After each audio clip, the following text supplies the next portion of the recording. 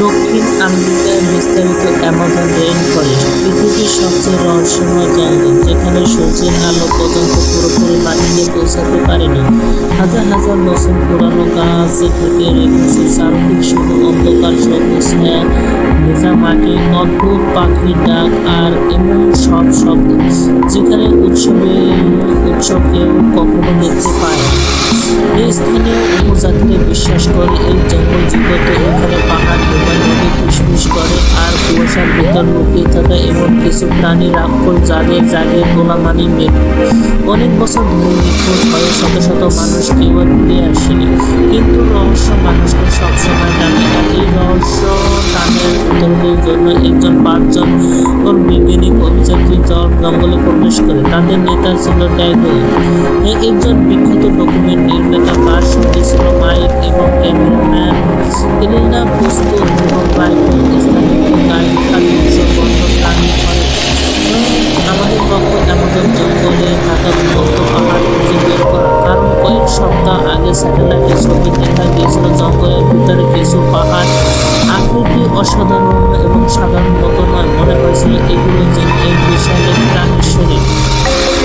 রাত গভীর, চারদিকে বৃষ্টি পড়ছে, মশার আলো এবং কুয়াশায় ভেজা রাত। রাইফেল নিচু গলে বলল, এই জায়গাটি বেশি শব্দ করবেন না, জঙ্গল সব শুনতে পায়।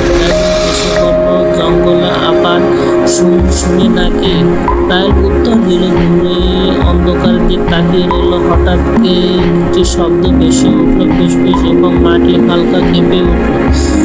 লোকসার ফিসফিস করে শব্দ এবং প্রাণীর ডাক। তারা এর সামনের দিকে এগোতে শুরু করলো। ঘন্টাখানেক পর ঘন গাছের দেয়ালে ভেদ করে তারা পৌঁছলো এক বিশাল খোলা জায়গায়। সেখানে দাঁড়িয়ে ছিল এক অসম্ভব দৃশ্য, একটি বিশাল বড় পাহাড়, কিন্তু সেটি সাধারণ পাহাড় না। পাহাড়ের গায়ে স্পষ্ট দেখা যাচ্ছে আকাশের মতো বিস্তার, এক প্রাণীর লতাপাতা ঢাকা এবং কুলটে।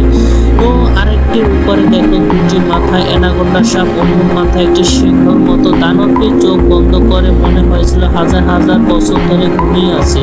কিন্তু সাপের মুখ এবং অবিরাম জল পড়ছে, সেই জল পাহাড়ে বেয়ে একদম নিচে নামছে, বিশাল একটি ঝর্ণা হয়ে গেছে। মাইকা কাপা গলায় জীবিত এলেনা ধীরে ধীরে সামনের দিক এগিয়ে থাকলো। পাহাড়ের গায়ে অদ্ভুত এক প্রকৃতি দেখতে পেল এবং খোদাই করা। এলিনা ফিসফিস করে বলল, এগুলো মানুষের তৈরি। হঠাৎ বজ্রপাত শুরু হলো, 1 সেকেন্ডের মধ্যে পুরো জঙ্গল আলোকিত হয়ে উঠল। আর তখন যারা দেখতে পেল, পাহাড়ের চোখের নিচে ধীরে ধীরে পাহাড় নড়ছে এবং শ্বাস প্রশ্বাস করতেছে। গভীর জঙ্গলের ভিতরে আরেকটি শব্দ, টক টক টক টক টক টক। মনে হয়েছিল বিশাল কোনো পাথরের পার উপর পড়ছে। হঠাৎ তারা তাকিয়ে দেখে দূরে এক বিশাল দৈত্যাকার বিশ্রু পোকা এবং পাথরের মতো লেজ, বিশাল সবুজ আগুন জ্বলছে। তার চোখ খুলতে এলাকা পুরো সবুজে ভরে গেল। লোকসা পিছিয়ে গেল, আমাদের এখান থেকে চলে যেতে হবে এখনই। কিন্তু চারপাশে কুয়াশা নড়তে শুরু করলো। জঙ্গলের ভিতর থেকে ধীরে ধীরে বেরিয়ে এলো আরও এক প্রাণী, এক বিশাল গুবরে পোকা। তার শরীর অর্ধেক পাহাড়ের মতো মিশে গেছে এবং মোষ্ট পোকা এবং পিছনে জন্মাচ্ছে দ্রুত এক জীবন্ত ট্রেন। হঠাৎ মরিচা ধরা ট্রেনটি ইঞ্জিনের ভিতর থেকে বেরিয়ে এলো ঝর্ণা। তার চাকাগুলো ধীরে ধীরে ঘুরছে, যেন সেটা জীবন্ত। ডাইগল ক্যামেরা ধারণ করে সবকিছু রেকর্ড করলো, কিন্তু ক্যামেরার স্ক্রিনে অদ্ভুত ফর্সা দেখা যাচ্ছে। মনে হয়েছিল এই জায়গাটা বাস্তবে বদলে যাচ্ছে।